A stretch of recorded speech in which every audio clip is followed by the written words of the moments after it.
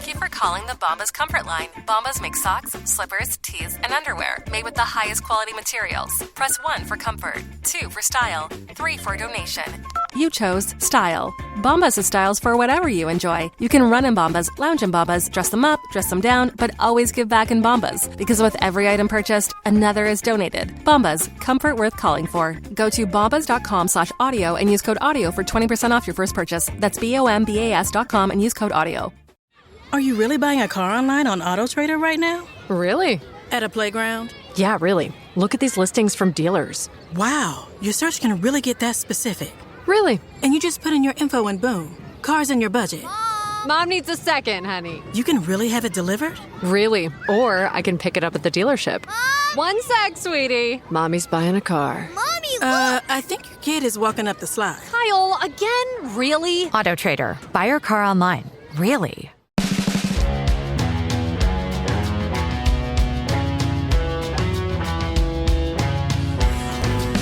Hey-o, hello and welcome to Heed the Call, an NFL podcast. I am Dan Hansis with Mark Sessler, Justin Graver on the ones and twos, Connor Orr back with us.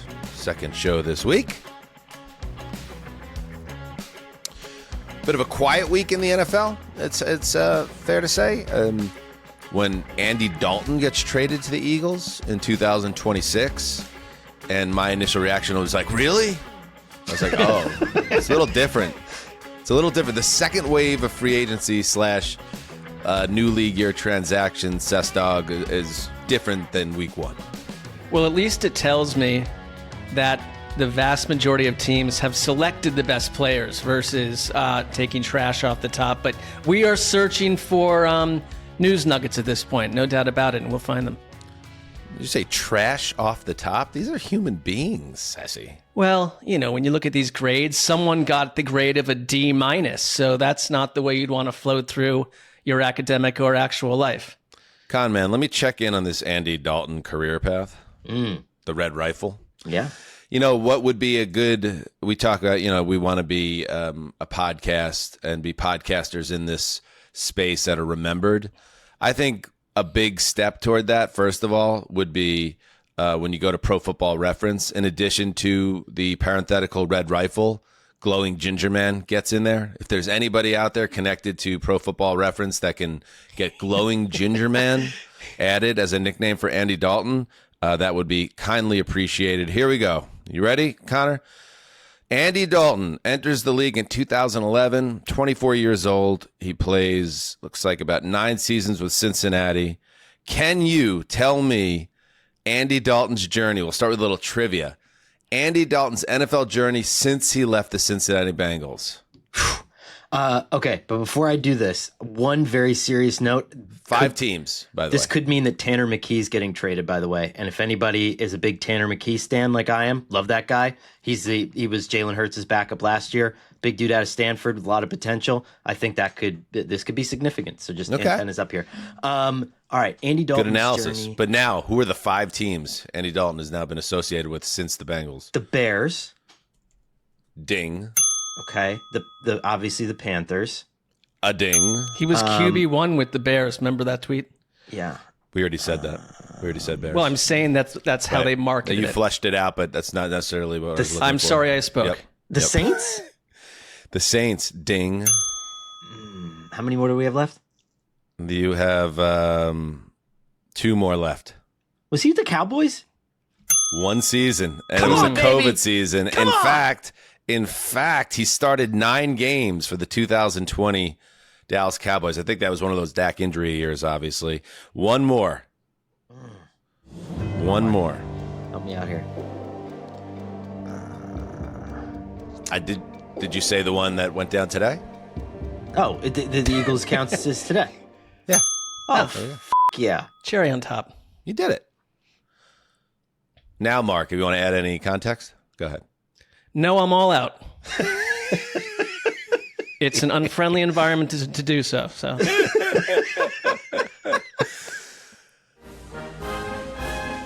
All right. Oh, what is that? Oh, you know what that is. That is the Bavarian Pretzels theme music / national anthem of that Germanic territory of some kind.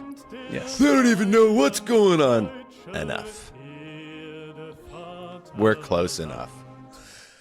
Let's check in on the Pretzels, which was our team 2 weeks ago today. We built out this roster before free agency began, and all the defensive players were signed a week ago. Jalen Phillips, Sheldon Rankins, Jonathan Franklin Myers, Owe, Devin Lloyd, Caden Ellis, Jalen Watson, Tariq Woolen, Alontae Taylor, Kobe Bryant, Brian Cook, all off the board. Offense, however, Kyler Murray now, yes, on the Vikings. So our QB1 off the board. Our QB2, Kirk Cousins, still out there. Still out there. A little bit of a missed opportunity in hindsight to give Derek Carr a team, Mark. Yeah, I think that would have that would have paid off. But I mean, I remember Connor was standing for Kirk Cousins with such a fervor that I think we added him to the list because of it. All right. Kenneth Gainwell is signed to the Bavarian Basher. Tyler Algier is signed to the Cardinals. Evans is signed. Alec Pierce is signed. Romeo Dobbs is signed. David Njoku still out there. But here's a twist. Here's a twist, Connor, as you arch your eyebrows. My boy, David Njoku, is meeting with the Baltimore Ravens. And isn't it a bit of irony/intrigue that if that ends with a signing, he will essentially replace Isaiah Likely, your guys' choice as the best free agent tight end. He goes up the turnpike. He's playing with the Giants, and now we could 1-for-1 use the 2026 season to track Njoku versus Likely statistical production in the Baltimore offense. Unbelievable. Well, I wouldn't get too ahead of ourselves with the pending Ravens transaction right now. Let's make sure all of our medicals are buttoned up.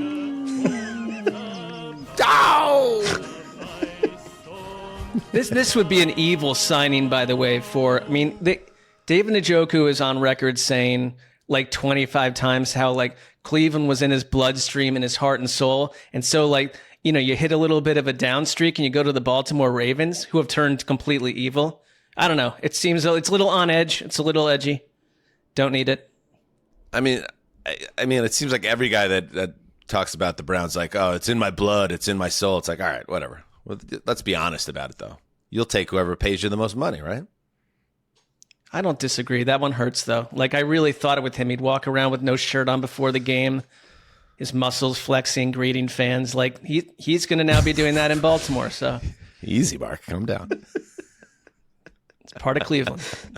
Not now. Rasheed Walker, Panthers. Elijah Vera Tucker, Patriots. Tyler Linderbaum, Raiders. Isaac Samalo, Cardinals. Our right tackle is still unsigned, Juwan Taylor.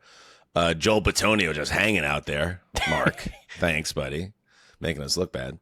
And Don Mulbach is still out there, the long snapper. Well, not really. He's like the assistant to the Lions team president. He is employed. He's just not on a roster. He's out there though. Like he is as I think Mark put it so humanly earlier, a piece of trash that's out there. Well, there's also like some sort of fellow roaming the Australian wild who's about to be picked up as our punter. So couple chips to fall. He's coming in. He's getting pennies. Going to send him a couple Slim Jims. Australia doesn't use pennies. The corresponding currency. You mentioned, by the way, Connor, the Ravens and their perhaps dented reputation after the failed pursuit or acquisition of Maxx Crosby. Crosby spoke out. He did an interview. Where was this interview? Who did he sit down with, Gravedigger? This is his podcast, The Rush Podcast, which also features Brogan Roback and Darian Terrell or Terrell. Of course. Okay. Of course. Did you say Brogan? Brogan. Is that a nickname or is that... Get Kyle Brand on the line. Anyway, The Rush with Maxx Crosby, and Crosby opens up, and guess what? And Connor, I want to hear your thoughts on this. He is not happy with the Ravens. He cries foul. This is the only thing. Like, I went there, did my thing, had my MRIs. Like, I didn't, like, I was asking Joe, like, yo, like, can I, Like before I left, I wanted to see the head coach and just chop it up, talk football, talk ball. Like he's a defensive guy. Never met him before like that, so I wanted to chop it up. So I didn't get to meet with him till the end of the day. I didn't get to see the GM at all. I thought I was going to see him when I first got there. I didn't see him for 5 hours. So he didn't come out the whole time you're testing or doing your physical. Everyone's talking about Never. The GM never came once out to see you. And I don't know why. I'm not going to speculate. I didn't see him one time. I even asked the girl. I was like, "Where's Eric at?" Like, I want to say, like, you know what I mean? Like, he just made the trade. Like, I didn't see him for 5 hours. So I go and do my thing. At the end, they're like, "Yeah, I'll take you up." Joe was like, "I'll take you up and you go see the head coach, whatever, just before you leave." I was like, "Hell yeah!" I was like, "That's what I want to say what's up to him." So I went back up, and I dap him up, and you could just tell like the energy was a little bit off. And the GM was standing in like the hall, like in the room next to me to the right, and that was the first time I seen him. And I'm just in my head, like this is a whirlwind, like I'm so excited, like fired up. You know what I mean? Like this is a new opportunity, whatever. And you could just tell the energy was off. Like I dapped him up, he had like a blank face, and I'm like, okay, I'm not thinking anything of it. Maybe he's just different. I don't know him, whatever. Yeah. I go into the room, they sit me down on the couch, and he's like, "Man, I don't know how to say this, but one of our doctors has concerns with the results and whatever, and like with your knee, like some of them have, are concerned about the future and da-da-da-da-da. And, we really want you and this is what it is, but, we're just going to have to get more and more opinions." And I was like, the first thought in my head, like, I was terrified because I'm thinking in my head, like, what the fuck? Like, I just had, like, Neil Elitrosh, best surgeon in the country, like the best of the best. He's done all my surgeries for the most part. Like, that's my guy. Like, I go to his house. Like, that's my dude. Like, he's the best. All right. And then Crosby goes on and explains his conversation with the doctor, which appeared to be very different in tone than what the Ravens were telling him in Baltimore. And I talked to Neil, and Neil calls me, and he called me way down. He's like, "Max, don't listen to any of that shit." He's like, "Your knee is great. You're exactly where you're supposed to be, or even ahead of schedule." He's like, "You're doing everything right." He's like, "They know you had your surgery 9 weeks ago." Yes. So I guess to that, if you wanted to like advance the story, and we don't really need to advance the story much further, it's over. Maxx Crosby is not going to Baltimore. But it seems to be what Max is saying on the rush, Connor, is that, of course, 9 weeks out of surgery, the knee is not going to be where it's going to be come, say, training camp. But the Ravens, if they chose to, could use the timing to say, well, this is not something we're comfortable with. So, it's like one of those situations where, well, that's a little bit of the trickiness of doing a trade with a player coming off surgery. So I understand kind of both sides of it, but I also get Maxx Crosby flying across the country or whatever to go to this facility and meeting with stone faces and then being told essentially that it's not happening. Could have been handled a little bit better, I think. Could have been handled better, but at this point, if this wasn't a real issue, don't you think that another legitimate trade partner would have arose at some point if this isn't scaring the bejesus out of other people? The Ravens consulted with the Cowboys medical staff on this as well. And it's not this thing where I'm trying to let Baltimore off the hook, but I'm just saying if this was one team being maniacal as we're painting it, or as some people are painting it, right? And just using this as an opportunity to save a couple bucks and to get Trey Hendrickson in there and he's a little bit more durable. Where's the rest of the bum rush for Maxx Crosby? I don't know. Okay. I think the timing, and I think the fact that he had this surgery, I think in January of 26 or December, whenever it was, and it's what makes me think, again, despite him saying all the things like I'm back in silver and black and all that stuff, keep an eye on like the timing of, say, the Micah Parsons trade last year. If I were a team that was going to have to give up 2 first-round picks, would I like to see him go through an off-season program and training camp? And if the reports are good on him and he's looking great and spry and everything seems like he truly is recovered, then I'm picking up the phone. I still think Maxx Crosby has played his last game for the Raiders. I still feel very strongly about that. And I see it happening either during training camp or accepting training camp, trade deadline. But I think it even happens before the season starts. And I think the part of the story that is revelatory is the fact that we're looking at the Baltimore Ravens who this is basically like, to me, in terms of how they've run the organization publicly, what we think about them, not with everything. There's Ray Rice. There were some hiccups, no doubt. And that's there for every team. But this feels to me like someone who's arrested at 38 for the first time in their life for public urination. And we're all over the Ravens right now. And it's like, is this that big of a deal? I think they treated him really poorly. Like, does this happen under Ozzie Newsome? I think Eric DeCosta has been really solid too, but it's the Ravens side of it that makes it kind of stand out to me. Because if this was some bottom 5 team that we expect to treat players poorly and to botch deals, it wouldn't really be the same story. We would be seeing it differently. But the way that they treated Maxx Crosby in this situation is crazy. I mean, it's kind of interesting to hear how tight he is with his doctor too, because to go right there right away, it's to refute this information. Imagine Neil Elitrosh coming over your house. Unbelievable. That's my other question, though. How do we know he's the best surgeon in the country? Like, there's probably some guy. Well, he's propping him up. Like, there's probably some grinder at like the Omaha General that is like routinely saving people's lives. Oh, Connor just says crazy stuff. Doc. I mean, I think it seems to be widely known that Elitrosh is like the guy, like, Dr. James Andrews, like in baseball, Neil Elitrosh, like there's certain guys that are the dudes. So I don't know, Connor, this one, now you're kind of, I think, floating a little bit. You're coming after Elitrosh's bona fides. And I don't know if I can go there with you. It's like when everybody said, oh, like Liberace is just the best piano player. I mean, it's just not true. It just became part of the zeitgeist, and we just said it because everybody else said it. But he was a showman, though. Tell you what, for sure, yeah, unbelievable. That's undeniable. Yeah.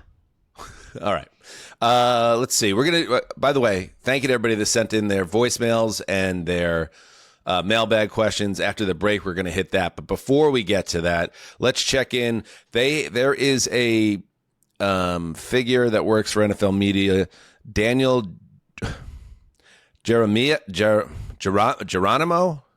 That's it. Daniel Jeremy. He I guess works in their draft department as an analyst. He just put out his mock draft 3.0. So why don't you take a quick look? And again, the draft is almost a month away now. It's right around the corner, and we're going to continue. We're going to start really like taking a look at division by division at teams and draft needs and where this process can go. But can you fly that up, Justin? A look at the mock draft 3.0 from Daniel Jeremy. As expected, is still Fernando Mendoza connected to the Raiders, Arvell Reese connected to the Jets, Francis Mayorga, the tackle from Miami. Apologies if I don't have that right.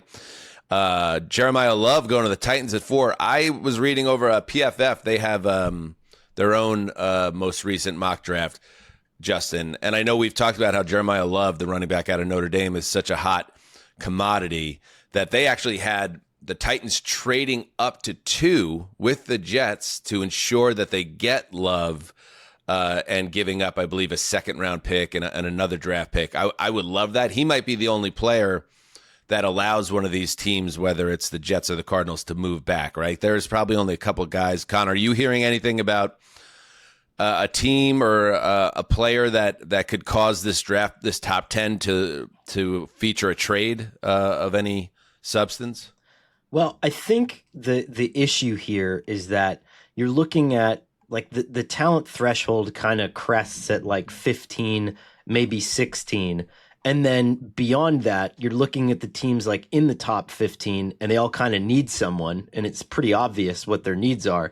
And then you have all these teams in the back end of that draft that are they really willing to spend capital to get up for a draft that it's just not going to knock anyone's socks off. Like I still think that 2027 is like the diamond at the end of the mine here that everyone's positioning themselves for. Yeah, I'm trying to see. I want to get the Titans spooked. So they do trade up. Who's behind them? The Giants, the Browns. How about the Browns make a move up the board for Jeremiah Love? They are not doing that this year. The Commanders, the Saints, the Chiefs make a move up the board. Let's go. I would love that. Kenneth So- Walker, what a pairing. Yeah, I mean, pre-free agency, there was all those teams you named, and then I don't know how much free agency is going to impact this because they're all veterans or whatever, but Tyler Algier signed to the Cardinals, only a 2-year deal. Travis Etienne, I guess, is how you say Get it it now? right. Signed to the Saints. Kenneth Walker signed a big deal with the Chiefs. Like, those were 3 of the teams. And Yeah, then that's a big Washington signed 2 guys that I wouldn't say are going to preclude you from drafting Love if he fell to them, in Rashad White and Jerome Ford, both on 1-year deals. So I would say the 3 teams most in the mix for Love are the Titans, where there's a lot of buzz building, the Giants, where there's a lot of buzz building, and the Commanders, if he makes it that far. I don't think he makes it past both the Titans and the Giants. The Giants only need to go from 5 to 3. I also think it's crazy for any team to trade up for a running back ever, especially when the 2027 draft classes, I mean, we hear this every year, but is being heralded as way more talented and top heavy than this draft class, which doesn't really have a blue chip prospect at a premium position. The Giants can't trade up for another running back in the top That's crazy. 5. They Like, just drafted can't do Cam it. Scatterbo. They still have Tyrone Tracy. but What do they need? I mean, they drafted Saquon Barkley second during that quarterback class that had Sam Darnold and Baker Mayfield and Josh. They can't do that again. Can the Jets trade Breece Hall and be in the mix here? Not on that tag, right? Not on that. That's what I was wondering. Yeah. Okay. All right. Well, we'll see.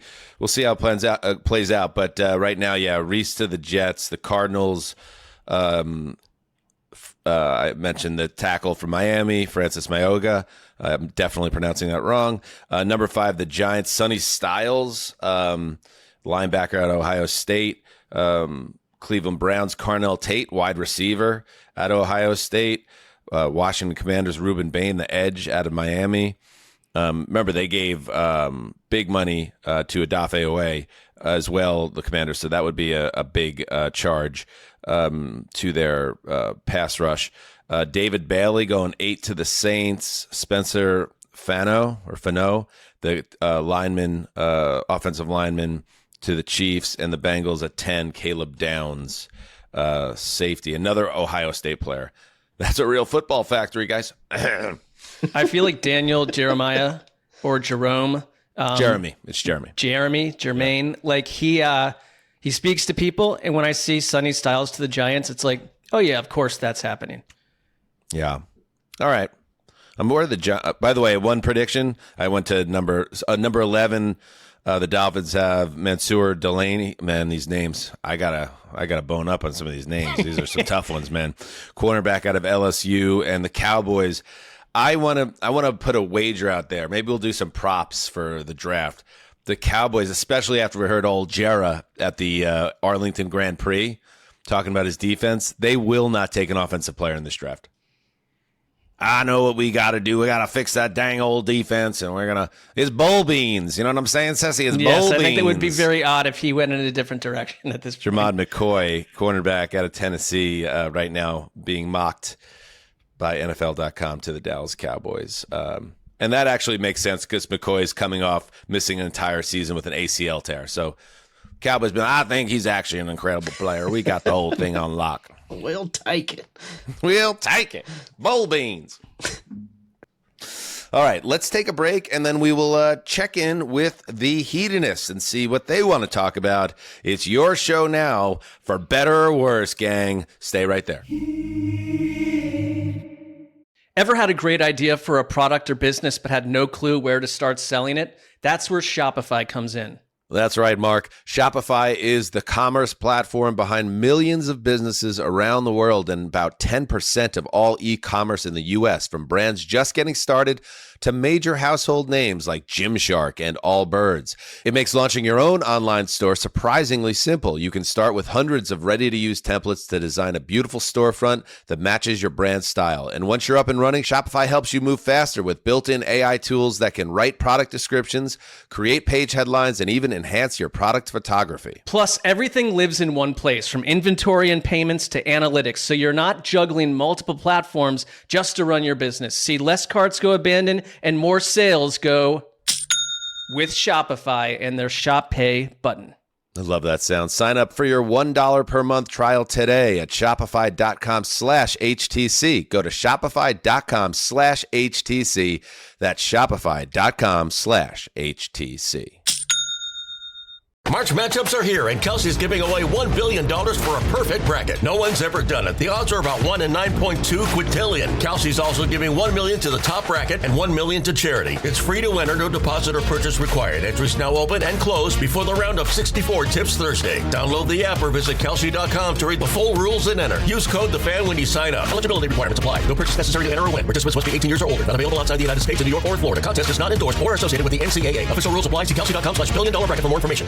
I'm one of those people who will happily eat steak and eggs any time of the day. Breakfast, dinner, it's technically midnight, but I'm still hungry. Doesn't matter. There's just something unbeatable about a good steak hitting a hot pan. That immediate sizzle, the smell filling the kitchen, and then topping it with a fried egg where the yolk is deep yellow and just barely runny. Unreal. Pure protein heaven. That's also why I love having Omaha steaks on hand. The steaks are incredibly tender, super flavorful, and cook evenly, whether I'm searing them on the stovetop or throwing them on the grill. It's that steakhouse quality bite at home. Omaha Steaks has everything from their fan-favorite filet mignon, yes, the USDA-certified tender one, to burgers, chicken, pork, seafood, and even fully cooked comfort meals like beef pot roast or meat lovers lasagna for nights when you still want high protein but zero effort. Get 50% off the world's best everyday protein. Go to omahasteaks.com for 50% off site-wide during their semi-annual sale. And for an extra $35 off, use promo code T-Bone at checkout. That's 50% off at omahasteaks.com and an extra $35 off with promo code T-Bone at checkout. Terms apply. See site for details.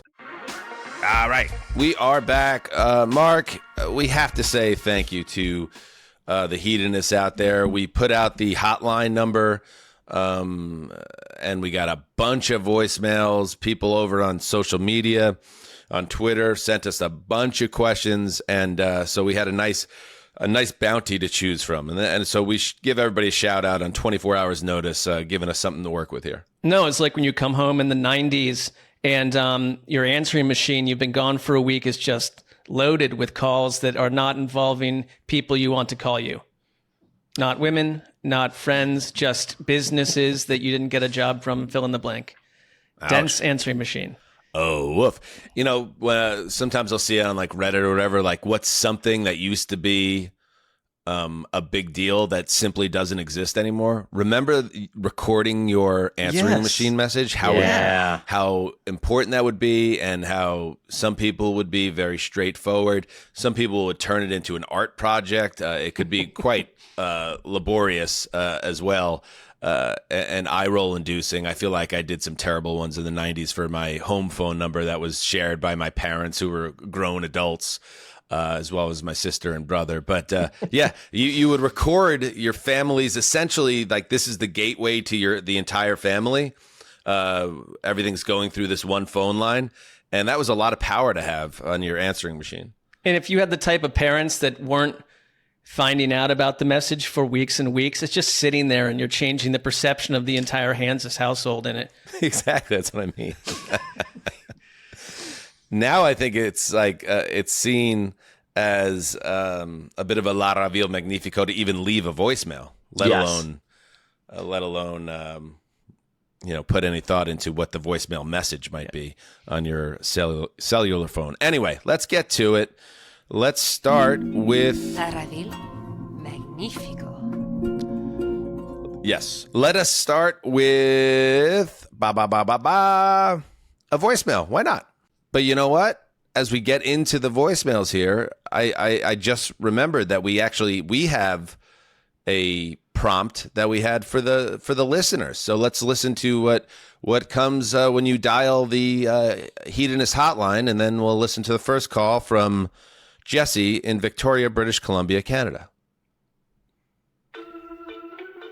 You have reached the official hotline of the Heed the Call podcast. Please leave a message after the tone, and we may use your message on a future show. We thank you for your loyal hedonism. You ever just hate yourself? Hey guys, Jesse Benson from Victoria, British Columbia, Canada here, and I just want to thank you for adding Alan Moore to my daily lexicon. I love it, my wife hates it, and it's fantastic. So more Alan Moore, please. Go Bills. Imagine being a Ellen woman Moore. married to a man, and Ellen Moore just being said repeatedly in the house. Ellen No Moore. context given. Even if context was given, makes no sense whatsoever. Ellen Moore. Total agitation.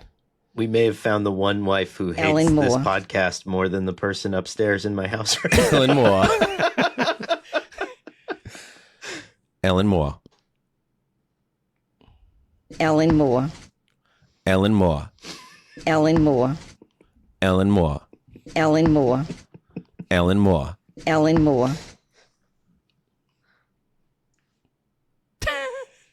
Ellen Moore. Ellen Moore. All right, next one. Next call.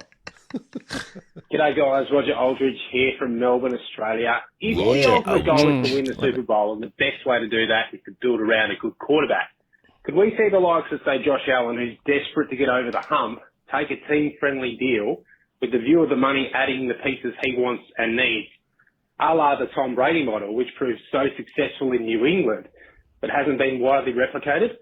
These top liners already have more money than most could ever spend, so surely they go chasing the ring. Thanks, guys. Love the show. What a dude. Roger Aldridge. Roger Aldridge. Crikey. By the way, speaking of Australia, the NFL season this year, Ceci, I want to get this on your grid.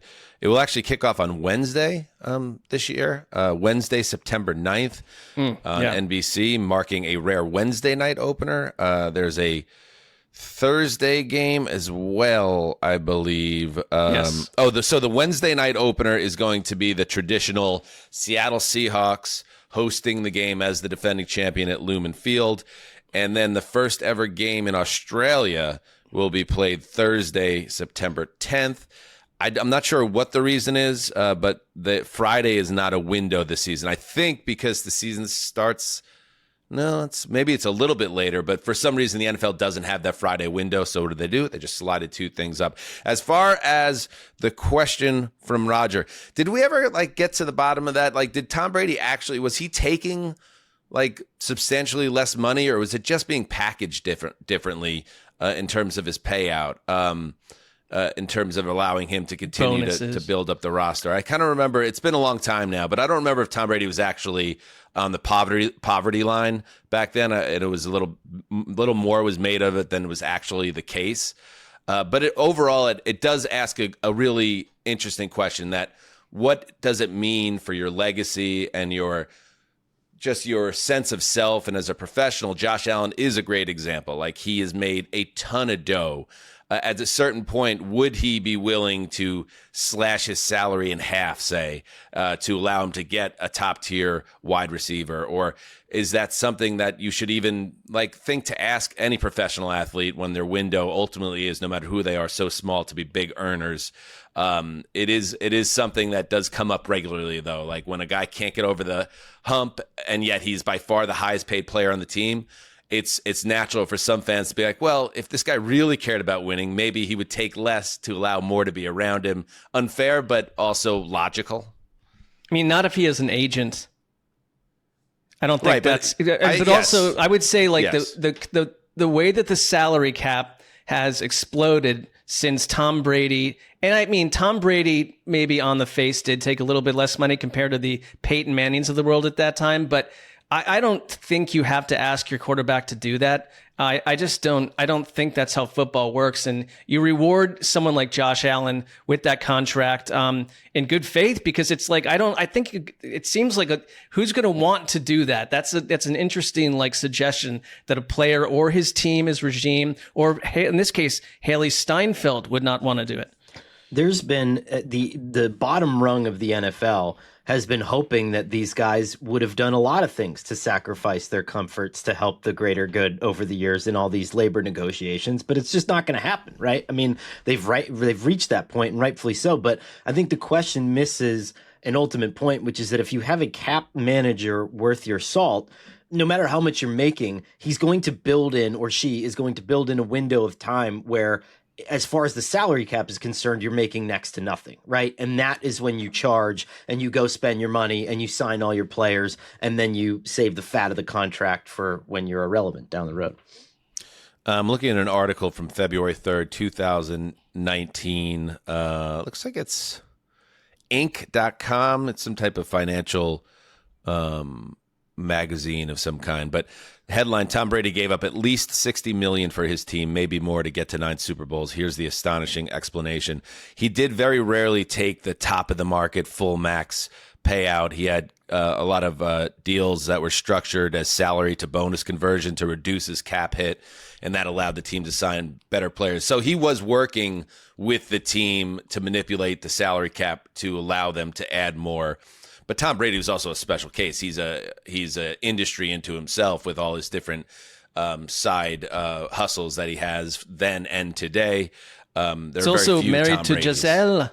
Right. He was, yes, very true. He was married to Giselle at the time, who was actually making more money than him. So he's kind of a tough one to use as the test case overall. There was also like the TB12 installation at the team when they built the new Patriots place. Like, how much is he paying in rent for that? Like, and the launching of his brand. I don't know. I think he did okay in all of this. All right, we try to limit these, but this is a question about our process on game days on Sundays. Let's check this out. Hey guys, love the show. I have a question for the mailbag. I'm really curious about your game day processes. When you're watching multiple games at once, how do you actually take notes and keep track of what you're seeing?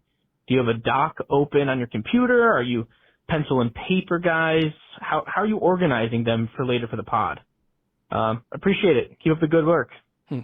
All right. Good question. I don't think we caught a name there, but I guess we all have our own processes, but just so if you're curious, we like to have eyes on every game on Sundays, so that when we have a conversation, at least one of us, and in many cases, multiple of us watch a game, especially the better games of the week. But for me, I do have a doc open. I'll scribble notes as I'm watching. I have in my downstairs at my house, I have 3 TVs now mounted on the wall, one for each game I'm watching. I take notes after the game's over when there's some time to do some research. I'll kind of check out some of the writers and reporters that I trust connected to those teams to get a little bit more background on what I watch, because it is, in fairness, to be totally real, it's hard to ask somebody to watch 2 games at once even and really have a deep knowledge compared to being able to lock in on one. So for me, it's helpful to use some of the reporting around the game as a secondary source in addition to my eyes. It changes for me in the playoffs when you could really lock in on games, and that's my favorite thing to do when we're all watching the same stuff and we can really chop it up. But going through NFL Sundays, that's the process for me. What about you guys? It's I remember a time when we started really grinding as writers at NFL.com that we'd be assigned 3 games where you had to write what we learned, which were dense 5 points for each of them. And on that 3rd game that's happening at the same time, I would acknowledge I had no idea what was going on. These days now, where we're doing we're doing less writing for individual games, I will have a laptop over here with every single early game, but some of them's hidden behind the other ones, but I'll track what's happening with all of them. I have a Google Doc open, and I'll have every game listed and take notes as they come in. I'm tracking Twitter. I'm tracking the Athletics kind of game day update for notes on games that I'm not watching, like maybe A, B, or C. And also, it's we're trying to create the show at the same time. So if something interesting or fun comes up, keep a note of that. But there is a psychotic element to the early window when everything is happening. And also, depending on how you operate with sound, there are times when you go near psychotic. So I'll have a Burger King commercial playing on screen over here in my eye. And it's you're dealing with intense commercial breaks. I also like to have Red Zone open without sound so I can just, eyes on something that happens. So you're looking at 12 different screens at once early on. And as the day goes on, it gets slimmer and slimmer and a little more peaceful. But at that point, you're still gathering notes and writing for the show. We used to marvel in the newsroom. Greg and I used to marvel at Sessler because he would have every game on the screen at the same time, which was honestly like Clockwork Orange, eyeballs held open. Like I couldn't possibly do that. Like for me, it's maximum 3, and for me, anything more than 3, and I'm not taking in anything. But everyone has a different process. And you mentioned to me, Mark, that you just mentioned the commercial breaks. My favorite part of Sundays, quietly, Connor, is when all 3 of my games are in commercial at the same time, and I hit the mute, and then silence hits the room for like even 35 seconds. And it's a wave of joy for me. It's the one time that I'll like back pat a corporation. The moment of Zen, like meditation music on YouTube is very nice. And they took a page from the new Terminal A at the Newark airport, plays that when you're going through security. And I go from like wanting to commit a rage kill to like being really excited about travel in the course of like 5 minutes. It's effective. Very nice. Very nice. Let's check in with Matt. Hey, heroes. This is Matt, big Detroit Lions fan, big fan of the pod. You know, with the Lions kind of having a weirdly quiet free agency, I was wondering what teams would you guys give bad or disappointing grades to in their free agency approach? Well, let's start with the... Thank you, Matt. Let's start with the Lions. I want to take a look what the Lions been doing here. All right, they signed Teddy Bridgewater. They let David Montgomery go and signed Isaiah Pacheco. They added Tyler Conklin to the tight end room. Cade Mays, 3 years, $25 million, the center. They signed 2 tackles, Larry Borum, Juice Scruggs. Let's see, on defense, DJ Wonnum, Damone Clark, Malcolm Rodriguez re-signed with the team. Roger McCreary signed a free agent deal. Rock Ya-Sin re-signed with the team. Christian Isian signed a 1-year deal. People don't like the keep your own player thing in free agency. Yeah, people don't like that. But I think if you're a Lions fan, you're definitely getting some ants in the pants at this stage. After it does feel like you're trending in the wrong direction here. So I get that. I mean, I would like if I was a Lions fan for a splash move going into the season, but you might not get it. I don't love what the Colts did. I mean, I think we're all left with questions. It's the question mark of what Daniel Jones is health-wise, what he'll be, and you gave him a lot of money. The Alec Pierce thing, okay, good player. I'm not sure that's like the answer there entirely after losing Michael Pittman. It just felt kind of like you were patching holes, underwhelming, and hoping the quarterback works. I would go Minnesota. I would stay in the Lions division here. I mean, so many issues in the secondary, and it seemed like kind of a patchwork job there. And if you're bringing in Kyler Murray with the idea that, okay, this is J.J. McCarthy was the problem and we're getting someone to get us over the hump, you really haven't brought in any ancillary weapons to help Kyler Murray and to make this a Kyler Murray offense. And so I think that I just have problems with their processes altogether. That could be the result of moving on from a GM rather quickly, but I think that this team looks a little in the weeds right now. I like what Justin's team, the Titans, have done. I feel like a lot of their signings have been sensible. They're adding a lot of guys, and if they go and they end up with Jeremiah Love, like you have even more reason to get excited about they're doing what you want your team to do when you believe in a young quarterback, is really build around him in year 2. On the flip side, yeah, I think we could close the loop on it, like we talked about Maxx Crosby and how that went for the Ravens. But the Raiders lost the 2 first-round picks. They're stuck with a player who thought he was gone and may or may not even be healthy. They gave I think the best way I could put it is a Raiders-y deal to Tyler Linderbaum, the center, giving him a way, way, way above market contract at center. I mean, maybe he turns into the best center in the league or really levels up that offensive line, but you pay him like a star left tackle, basically. And then you look at the rest of their moves, Jalen Naylor, for instance, like Kitty Pay, like Eric Stokes, like these, I don't know, none of them really move the needle, and it's going to put, you just feel like Mendoza is going to walk into a tough situation in year one with the Raiders. They're spending money.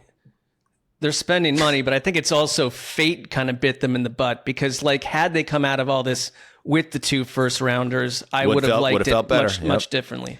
You make a good point, too, because you remember, I mean, as a Jets fan, Mark Sanchez coming into that team with an incredibly veteran defense that was largely comprised of free agents. Everybody had their own attitude. Yeah. Everybody had their own personality. Everyone had a big paycheck, and Sanchez was the money saver, right? I mean, he was on the rookie deal. And the amount of finding himself he had to do over the course of that time was incredible. And Mendoza, I think it's probably even twofold at this point. All right. Let's see. You want to do one more voicemail and then we'll take a break and check in on some tweets? Why not? More voicemail. Why not? What's up, HTC? This is Pete calling from the beautiful Dayton, Ohio. I've got one suggestion and one question. Question, if you guys were to all play a game of Madden, who would win? And my suggestion, I would love Connor to do an episode of It Came From the Subreddit because I think it would be funny. Thank you. Hooday! Thank you, Pete. Connor, would love to have you on an episode of It Came From the Subreddit to do some battle if necessary. That's an open invitation always to the Ohrmeister. I do like the Madden question too. Now, I know you're a avid Madden fan, Connor. So I haven't played it in a few years now, but I used to be quite good at it. I was always an expert game manager in Madden, in terms of managing the clock and taking risks at the right juncture. You know, a lot of people just play wildly and out of control and don't use their timeouts correctly and don't even think about a 4-minute drive and drill and all that. Like, I would love to if next time we're sharing a house together, if there's a Madden setup, Connor v. Hansis in a big spot to see who's the Madden champion of Heed the Call. So when we had the Madden thing back when we all did the old show together, that ended when I found out that my wife was pregnant with our first daughter, who's now 8 years old. The first thing I did was literally panic sold every video game console that I had. I put them all on Facebook Marketplace because I thought that's what you were supposed to do as an adult. I've since gotten some of that stuff back because I realized it wasn't that big of a deal. But I have not played Madden since. You act like it was like you had a gun collection or something. Gotta get my shotguns out of here and my M16s. I was like, I'm a real boy now. I can't have this. Anybody want a grenade? So I actually have not played Madden since the Griff Whalen. Wow. The Portland Riverhogs. Like I have not. It's almost 10 years ago. I have not touched Madden. So we're both out of practice on. Yeah, I play against my son Luke, and I like to do the thing where you got like 5-minute quarters, right, to keep it swift. But I run the ball. I had a game where I was the Giants, he was the Bengals, and we made it as snowstormy as possible.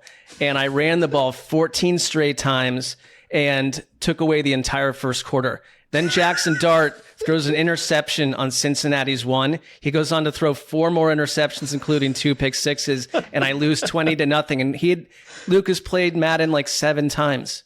So I don't know. Yeah, you don't strike me as a gamer, Ceci. It also is on brand that you would run the ball repeatedly to make the game go as quickly as possible. I have played Madden probably. I have probably played about. I'm not kidding. The only good game 800 for Mark is hours. One that ends as quickly as possible, so that makes sense as a game strategy. No, I think it's punishing the defense, so they're tired out by the end, and like that is game management to take an entire quarter away. I've probably played about 1,000 hours of Madden. There's nowhere else. Not recently.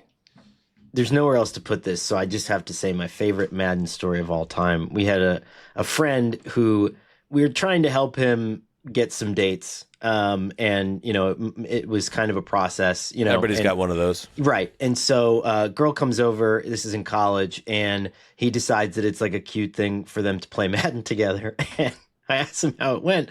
And he said she was just really upset. She stormed out. And he was like, I beat her 120-0. And I guess he was like, she thought it was going to be this like cute back and forth thing, but he was really good at it. And so he just kept onside kicking. And he like knew how to glitch onside kick and was just pummeling this poor Jesus woman. Christ. It was great. Hookup Central. The best. Is this guy married yet, or He is. He's he the did find absolute somebody. best. I love him like a brother. Good man. Good man. All right, let's take a break and we'll check in on the tweets that we received. Stay right there.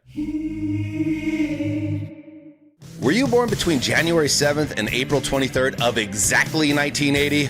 Well, we've got a show for you. That's right, Dan. The Throwback Podcast is almost impossibly still alive.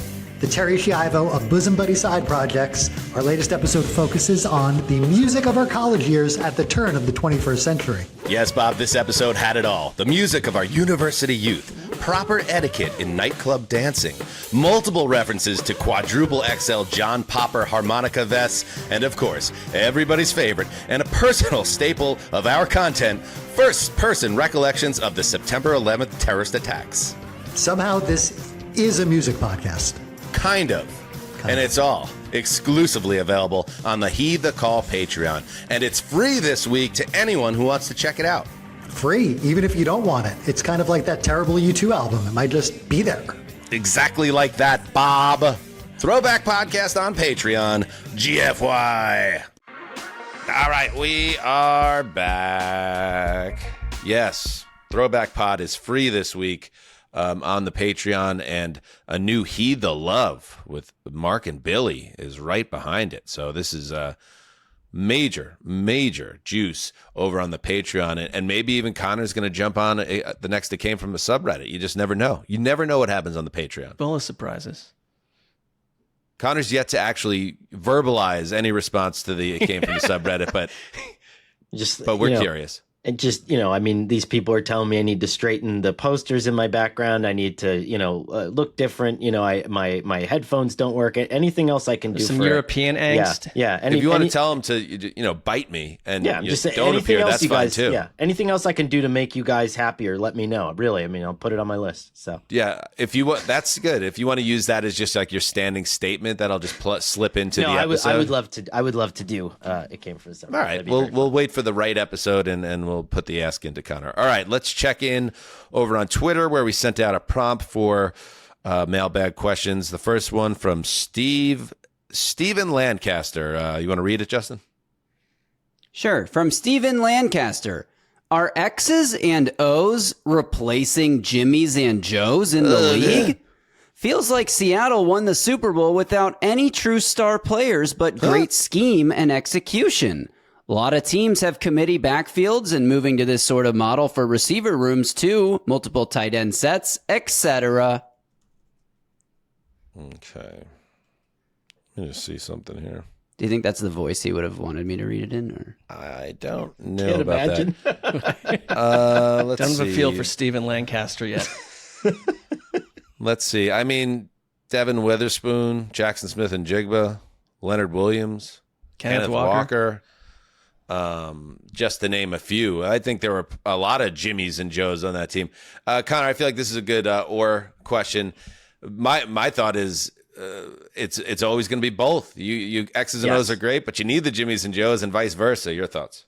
Yeah, I was talking to a really smart coach about this the other day, and we were talking about kind of what's next and all these innovations. And I was like, and what would you want? Like, if you're building it this way and this is your strategy. And he said, Jamar Chase. Like, right. Like, cause like at the end of the day, like I need somebody who's going to kick someone else's ass. And I think, to your point, Dan, the Seahawks had a phenomenal roster, like an incredibly deep roster that just all the pieces were put in the right place.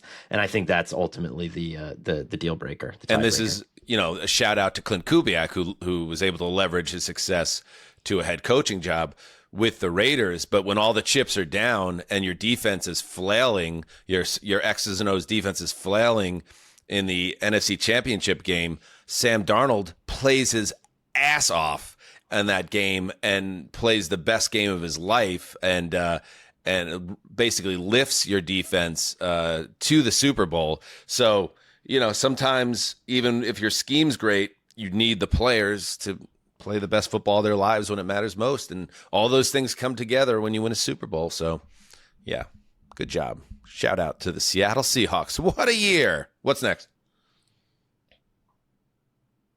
Okay, next one comes from Thomas Reisman, from the guy that brought you From Which Hill You Have to Walk Back Down and Who Do You Owe an Apology comes now.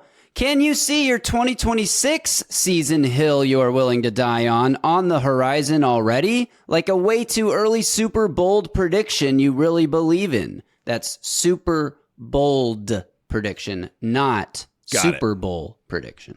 Thank you for the clarification. For the audio audience, I have one that will maybe annoy you guys, so I'll let you go first.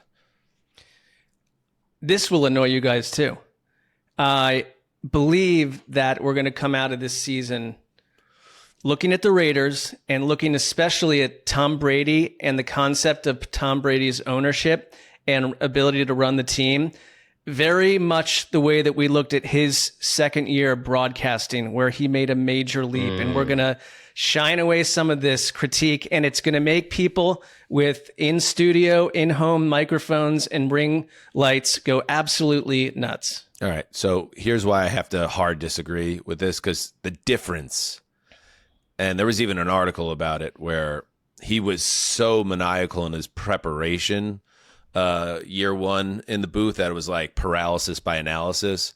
And then he rethought his entire approach and then simplified some things, but continued to put in the work. And that's how he got much better as a broadcaster in year two.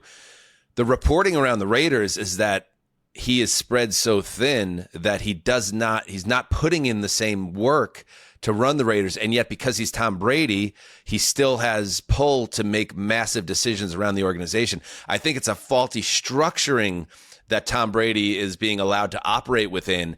And that's why I think it's going to lead to continued dysfunction for the organization. I know because he's Tom Brady, like he figures everything out and he's great at everything.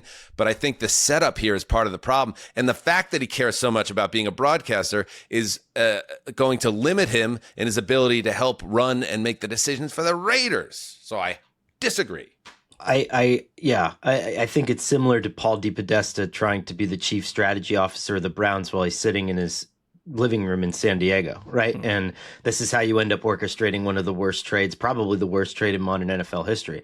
You have to be in the building every day, and there's no way that Tom Brady's going to be able to be in the building every day. Well, if I get this, I'm bringing this clip back, so we'll see. Do it. Connor, how about you? The John Harbaugh hiring was meh with the Giants. Like, it's not going to make a difference one way or the other. You like that one? It's perfect, because what I thought was going to annoy you guys was all you guys talking up the Giants all through August and early September last year. That's going to be me this year. I think he will make a difference, and I think they're going to. They're really going to, with this roster, if they hit on the draft, I think they have a chance, the Giants, to actually make a big jump this season and be even a playoff team in Jackson Dart's second season. So with Harbaugh, another year at Dart, a better roster, health with some of their key players. I think I'm in on the Giants. A year after you guys predicted it, I think this is actually the year where the Giants make the jump up. And if that happens, it would be annoying. Yes, I would imagine. I'm selling. Especially the Sessy. Selling. Sessy would be all fired up about it. Well, the Raiders are like 0-9. And the Giants are 7-2, and Sessy's on fire. Well, it's not a bold prediction if everyone disagrees with it. Or it is. I don't know. What else we got? All right, one more. This one comes from Kelly Gemma. Can we please get Gemma? Don't quote me on that. Shoot, it might be Kelly Gemma. Kyle Brandt should let us know. Pronouncing people's names is. I don't think Kyle knows. I think he was more just making the point that it's important to find out and as the person to correct people when they. I don't think Kyle's monologue was about I know the pronunciation of every name. I think I think it was more protect your name. You know what I mean? Yes. Am I right? Did I have that right, Mark? Yes. I don't think he's saying he would do the diligent homework to make sure he pronounced it correctly before he pronounced it. Well, I don't think that's quite right either. I think he was just saying protect your name. So if someone like a Justin Graver or a Dan Hanzus mispronounces it, go out of your way to say, hey, bro, fix it or lose it. that being your front teeth. Well, regardless of if Kyle Brandt knows how to say Gemma, she wants to know, can we please get Connor's embarrassing wardrobe story that you boys talked about on the Super Bowl recap pod? You left us hanging. Yes. Thank you, Justin.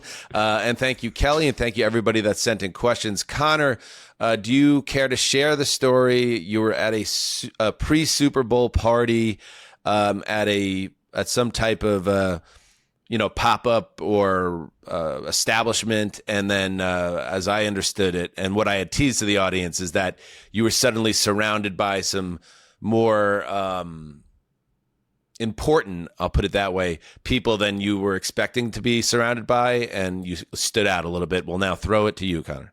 Yeah, I'm sending Justin a picture that he can actually fly up here at the finale of this. So I was invited to what I thought was like a fairly standard PR event at the Super Bowl. And normally how these things go in my mind is you walk in, you say hi to the person who invited you, and it's a clothing brand. And so you get a bag of clothes and you high five everybody and you go back to your room and you keep reading, Salem's Lot, which was kind of my plan for the whole day, right? Sure. It was like the Saturday or the Friday during the Super Bowl. I was done with work. So I was wearing a pair of Adidas track pants and like a comically large Grateful Dead sweatshirt because that's just what I wear.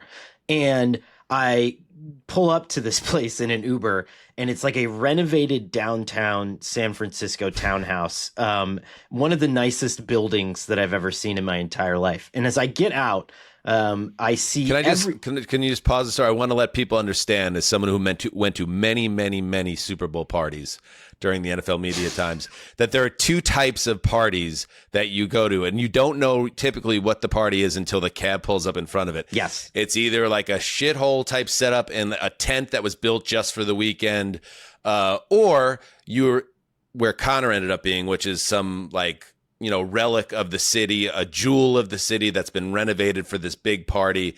And those are the ones where you might look at yourself before you get out of the cab and be like, ooh, is this going to be okay? You were at one of the relics of the city, yes. And when we pulled up, I was with Albert Breer, my coworker, and I just kept looking at him and I was like, this isn't good.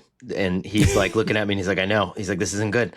And so you go in and like, it's almost like that death cult that all wore the same sneakers when they drank the punch. Like everyone's in these just gorgeous matching sweatsuits, like these black sweatsuits, and then like these beautiful shiny sneakers, or they're dressed in like suits, right? They look like they're going to, sit at the top of Tavern on the Green and have lunch. And so I walk in there and I shit you not, like, probably 7 security guards are whispering into their microphones like, this guy needs to not fucking be in here right now. Referring to you. Yeah, referring to me. So I'm feeling it. I'm stressed.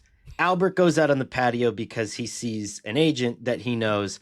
I tell him, like, we got to get the fuck out of here now. Like, I need to leave. And so I did the only thing that I thought I could do at that point, which was like, I stood behind like a giant plant. And I was like, maybe like it probably looks worse at this point because you're standing behind a plant, right? But I needed to feel invisible at that point. Thankfully, Albert brings me into the conversation. And so I go out onto the patio. This is an agent. Keyshawn Johnson is there, this agent, and we're just talking. And again, like everybody looks phenomenal. And I'm sitting there just dying inside and thinking, like, in the back of my head, like, my wife is like, you need to dress up, like, you need to dress like an adult when you go places. And I'm like, she's right. Like, this is the moment that it's finally crystallizing for me. And then all of a sudden, California Highway Patrol sweeps the room. And the guy goes, everybody that's here cannot leave. And all of a sudden, I turn around and Gavin Newsom is there. And he's the governor of California and potential presidential candidate. Literally the best looking guy on the fucking planet. And God bless him. He gave me a once over, like you would expect him to do. Wait, can you pause, Connor, for the audio audience? Mark, do you want to explain the photo we're looking at, how Governor Newsom is dressed, and then how Connor Orr is dressed next to him in this photo? On the right, we've got Gavin Newsom with 10 out of 10 hair, a beautiful crisp white dress shirt, a elegant charcoal colored suit, tailored, an arm around a Connor Orr dressed in a, also about a foot shorter, dressed in a raggedy hat, a T-shirt sticking out the top of a very baggy, large Grateful Dead sweatshirt that does not complement Connor's body, I'd imagine. And are those sweatpants, Connor? Those are Adidas track pants. Just a little more context. It's a tie-dye oversized T-shirt that looks like it might be ripped underneath the Grateful Dead hoodie with a little bit of a punch. But that's not Connor's body because Connor has lost a lot of weight, but it doesn't, it's not form-fitting. Some sunglasses. And then you mentioned the hat. It looks like it's one of Connor's classics. It's a Syracuse journalism school hat, but it's also tilted askew like a newsboy from the 1880s. There's also a look on Gavin Newsom's face. It's just the way that it was shot, and the way his mouth is like, what the fuck? So, as a backstory to this, and then I'll just conclude it.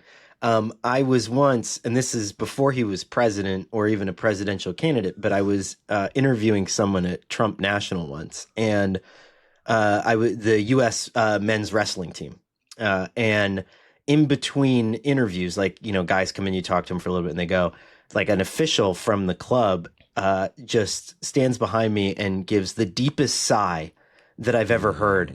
And I looked over and I was like, is everything okay? And he looked at me and he said, everything except the denims.